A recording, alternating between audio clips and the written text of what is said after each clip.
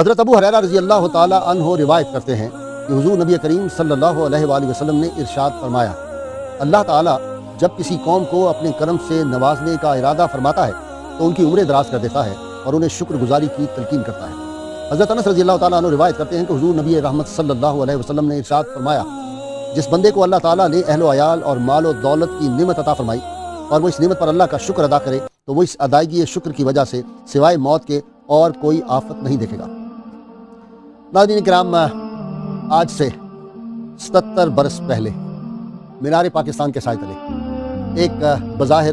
دھان پان دبلا پتلا شخص بنا ہوا، اور اس شخص کا جو ارادہ تھا وہ ہمالیہ سے بلند تھا۔ وہ شخص یہ تھا کہ ایک سینے میں ہزاروں ولولوں کی کائنات اور ایک انسان میں کروڑوں اہل ہمت کا ثبات۔ ناظرین کرام، تقریباً 14.5 صدیاں پہلے ایک ریاست وجود میں آئی اور پھر 14.5 صدیاں بعد ایک ریاست بنانے کا اعلان مینار پاکستان کے سائے تلے ہوا۔ وہ ریاست مدینہ تھی، اور ریاست مدینہ اور اس کی پرتو ریاست جو مدینہ منورہ کی پرتو ریاست پاکستان خداداد پاکستان ہے، دونوں میں ایک قدر مشترک ہے کہ دونوں کا جو تکیہ تھا وہ حفیظ جلندی نے کہا، نہ تیغ و تیر پر تکیہ، نہ خنجر پر، نہ بھالے پر بھروسہ تھا تو ایک سادی سی کالی کملی والے پر۔ یہ دونوں ریاستیں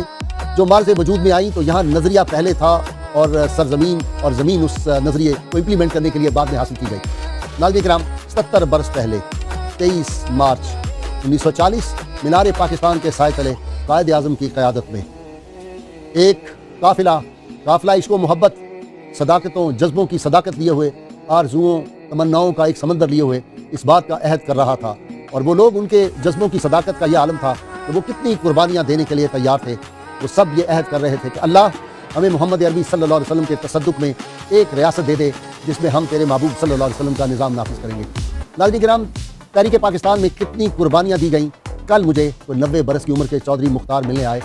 اور ایسے ہی میں نے ان سے کوئی بات شروع کر دی کہ 23 مارچ کا دن ہے، تو انہوں نے بتایا کہ 18 ان کے خاندان کے لوگ ان کی آنکھوں کے سامنے شہید کیے گئے،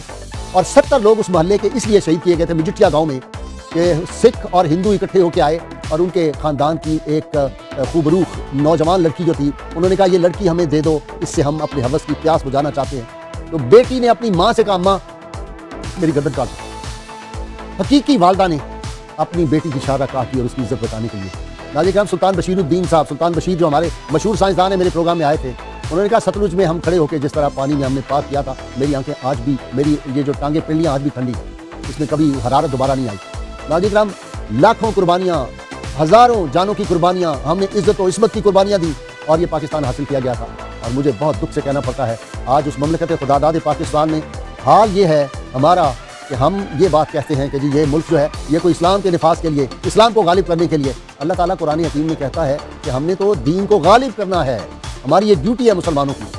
اور یہاں پہ ہم یہ کہتے ہیں کہ جناب یہ جو مملکت ہے اس میں ہم کسی کو زبردستی مسلمان نہیں ہونے دیں گے۔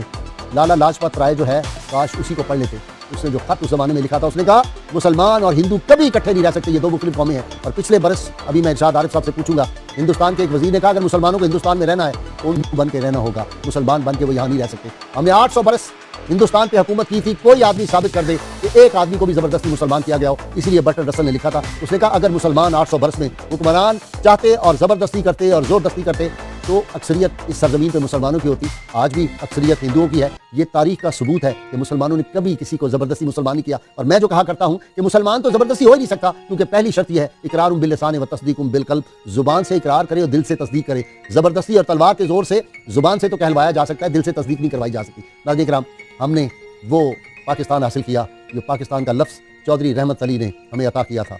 اس کے کفن دفن کا انتظام بھی انگریزوں نے کیا، ہم نے تو اس کو یہاں پہ قبر کی جگہ بھی نہیں دی چودھری رحمت علی کو۔ ہم نے اپنے محسنوں کے ساتھ کیا سلوک کیا؟ پاکستان جب حاصل کیا گیا تو ہم نے اللہ سے وعدہ کیا کہ ہم نے وہ وعدے پورے کیے، ہم نے تو وہ ریاست جو پاکستان تھا اس کا ایک بازو کاٹ دیا۔ اور مشیر کاظمی مجھے مرحوم یاد آتا ہے، وہ کہتا ہے وہ جو تصویر مجھ کو دکھائی گئی میرے خونے جگر سے بنائی گئی، قوم کی ماؤں بہنوں کی جو آبرو نقشہ ایشیا میں سجائی گئی، موڑ دو آبرو یا وہ تصویر دو، ہم کو حصوں میں بٹنا گوارا نہیں۔ اور پھول لے کر گیا آیا روتا ہوا، بات ایسی ہے کہنے کا یارہ نہیں، قبر اقبال سے آ رہی ہے صدا، یہ وطن مجھ کو آدھا گوارا نہیں۔